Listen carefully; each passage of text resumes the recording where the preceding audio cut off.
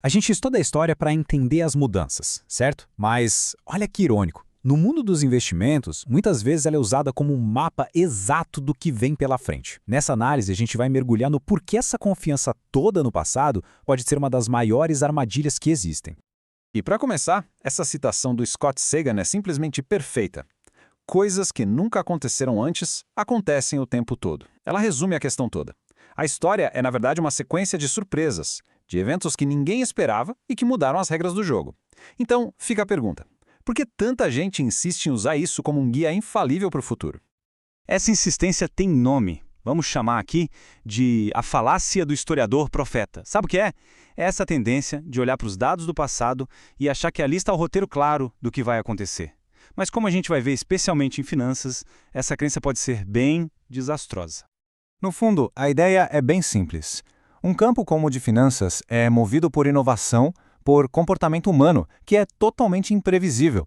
Então, o passado não pode ser um espelho do futuro. Quem confia cegamente nos dados históricos está, na verdade, ignorando a força mais importante de todas nos mercados, a mudança constante. E esse quadro aqui deixa a diferença bem clara. Em ciências como a geologia, as regras são as mesmas. Elas são constantes. Agora, em investimentos, a gente está lidando com gente. O físico Richard Feynman disse uma vez que a física seria muito mais difícil se os elétrons tivessem sentimentos. Pois bem, no mercado financeiro os elétrons não só têm sentimentos, como têm muitos. Ganância, medo, euforia, tudo isso torna o futuro impossível de prever. Então, como é que esse mito se quebra na prática? Bom, a primeira grande rachadura nessa ideia de que o passado é um guia acontece quando a gente analisa o poder dos extremos. A história não anda numa linha retinha, previsível. Pelo contrário, ela é moldada por eventos super raros, de impacto gigantesco e, o mais importante, totalmente inesperados, os famosos eventos de cauda. Agora, o que é realmente impressionante aqui é a escala. A gente está falando de 0,0000004% da população, uma fração minúscula que foi responsável pela maior parte dos rumos do mundo no último século. Isso prova uma coisa: a história não é feita pela média, ela é feita pelos extremos.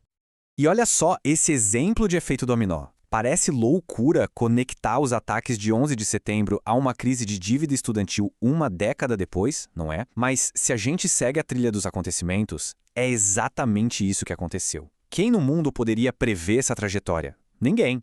O mundo é um sistema complexo, cheio de dominós imprevisíveis. Taleb resumiu isso de forma genial. O reator de Fukushima foi construído para aguentar o pior terremoto já registrado na história. O problema? O terremoto que veio foi ainda pior.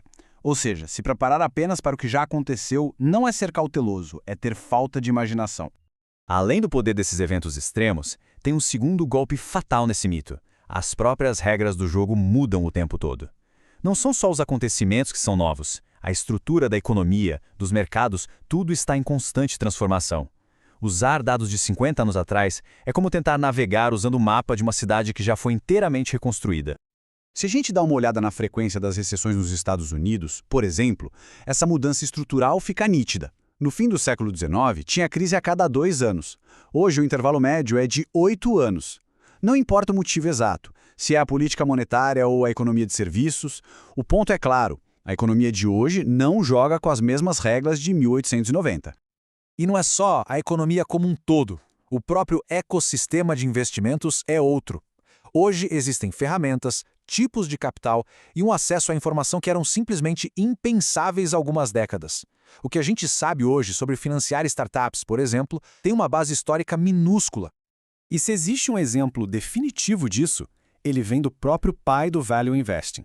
Perto do fim da vida, o lendário Benjamin Graham admitiu que suas próprias técnicas, aquelas que ele criou, talvez não funcionassem mais. Ele sabia melhor que ninguém que o mundo financeiro não para no tempo.